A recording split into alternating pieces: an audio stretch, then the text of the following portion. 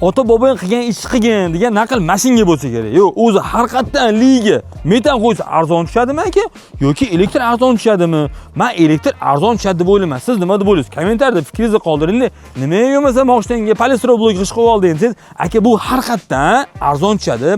Bundan uy quradigan bo'lsangiz, narx-navosi, sifati, issiq sovuq ishlashligi, xullas borib buni bir necha bor mana shu profilda eksperiment qilib, test qilib ko'rsatib berganman. Eng asosiysi benzin moshinadan metan moshinaga o'tganingizda ekonom bo'lganligini reski his qilasiz. Va xuddi shunaqa bu bloklama aka, har qatdan issiq sovuq o'tkazmaydi. Shundan uy qurganingizdan keyin gazdan, svetdan ekonom bo'layotganligini reski his qilasiz. Eng asosiysi bu g'ishni biz bir necha bor urib, sindirib, aralab, yoqib, xullas har qanaqa test qilib qo'yganmiz. Mana shu profilga obuna bo'lgan bo'lsangiz, reski obuna bo'ling, chunki siz uy qurayotgan bo'lsangiz foydali bo'ladi. Aka, hozir uyi sovib ketayotgan bo'lsa, ishoning, gaz kamligidan emas, kotelingiz noto'g'ri turgandan emas, balki yaxshi izolyatsiya qilinmagandandir. Bitta shuni o'ylab qo'ysangiz, menimcha foydali bo'ladi. Aka, eng asosiysi sizni issiq sovuqni o'ylayotganida yomon emas. Bu g'ishlarimizdan suv o'tirmasligi, narsa qotirish bo'lishi, issiq suv o'tkazmasligi eng katta afzalliklardan biridir. O'ziga suv tortmasligi ham eng katta afzalligi, menga arzon va sifatlisi bo'lsin deganlarga mana shu videoni jo'natib qo'yasiz. Ular uchun foydali bo'ladi. Aka, siz ham obuna bo'lib qo'ying. Biz ham reski sezinglar.